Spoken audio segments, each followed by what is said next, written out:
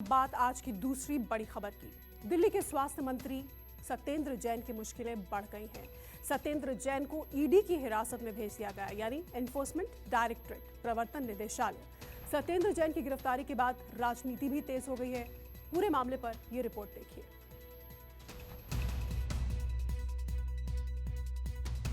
केजरीवाल के मंत्री पर ईडी का शिकंजा। 9 जून तक हिरासत में रहेंगे सत्येंद्र जैन। दिल्ली के केजरीवाल सरकार के स्वास्थ्य मंत्री सत्येंद्र जैन पर प्रवर्तन निदेशालय यानी ईडी ने शिकंजा कस दिया है। मंगलवार को दिल्ली की राउज एवेन्यू कोर्ट में सत्येंद्र जैन की पेशी हुई। ईडी की तरफ से सॉलिसिटर जनरल तुषार मेहता ने पक्ष रखा। सॉलिसिटर जनरल ने कहा कि 2015 से 2017 के बीच सीबीआई और आईटी को 4 करोड़ 81 लाख रुपए की आय से अधिक संपत्ति और हवाला के जरिए रकम जुटाने के आरोप की पूछताछ के लिए कस्टडी की जरूरत है। साथ ही सॉलिसिटर जनरल ने यह भी कहा कि सत्येंद्र जैन सबूतों से छेड़छाड़ कर सकते हैं। इसके बाद राउज एवेन्यू कोर्ट ने मंत्री सत्येंद्र जैन को 9 जून तक के लिए ईडी की हिरासत में भेज दिया। हालांकि ईडी ने कोर्ट से 14 दिन की रिमांड मांगी थी।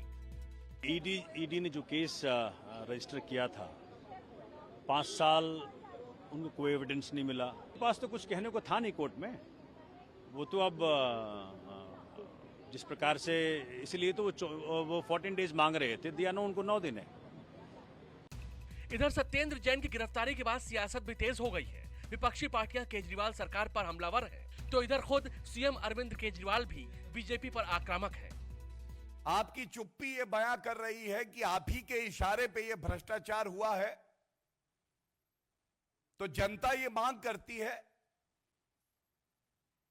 कि केवल सत्येंद्र जैन नहीं, क्योंकि वो तो एक कठपुतली हैं, उनकी बागडोर आपके हाथ में है, आपको भी इस्तीफा देना चाहिए।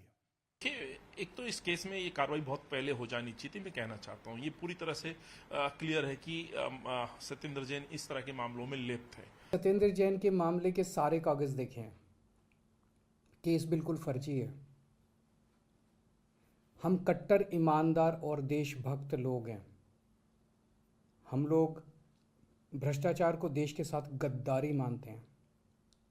सर कटा सकते हैं, तो भ्रष्टाचार नहीं करेंगे। आपको बता दें कि मनी लॉन्ड्रिंग केस में सत्येंद्र जैन को सोमवार की देर शाम ईडी ने गिरफ्तार किया था। सत्येंद्र जैन पर फर्जी कंपनियों के जरिए लेन देन करने का आरोप है। ईडी ने इसी साल अप्रैल में सत्येंद्र जैन के परिवार और उनसे जुड़ी कंपनियों की 4 करोड़ 81 लाख रुपए की संपत्ति कुर्क की थी। इससे पहले 2018 में ईडी ने कई बार इस केस में सत्येंद्र जैन से पूछताछ की थी। सत्येंद्र जैन के खिलाफ 2017 में सीबीआई ने एक एफआईआर दर्ज की थी। जांच एजेंसी ने यह FIR prevention of corruption act के तहत फाइल की थी। ईडी का केस भी इसी एफआईआर पर आधारित है। हवाला कानून के तहत सत्येंद्र जैन की गिरफ्तारी हो गई है और गिरफ्तारी के बाद राजनीतिक बयानबाजी भी शुरू हो गई है। एक दूसरे पर आरोप प्रत्यारोप भी लगने लगे हैं। लेकिन जिस तरीके से जांच हुई है और जांच आगे बढ़ रही है, सत्येंद्र जैन की मुश्किलें आगे और भी बढ़ सकती हैं। इतना ही नहीं, उनसे जुड़े कुछ और लोग भी इस जांच के दायरे में आ सकते हैं। बहरहाल मामला पुराना होने की वजह से जांच एजेंसी की कार्रवाई की टाइमिंग पर सवाल उठ रहे हैं। Bureau report, news 24। नमस्कार, मैं हूं मानक गुप्ता। अगर आपको हमारा ये वीडियो पसंद आया हो तो इसे लाइक और शेयर जरूर करें, और हां, हमें सब्सक्राइब और फॉलो करना ना भूलें, ताकि आप देश और दुनिया की कोई खबर मिस ना करें। तो जुड़े रहिए हमारे साथ और देखते रहिए न्यूज़ 24।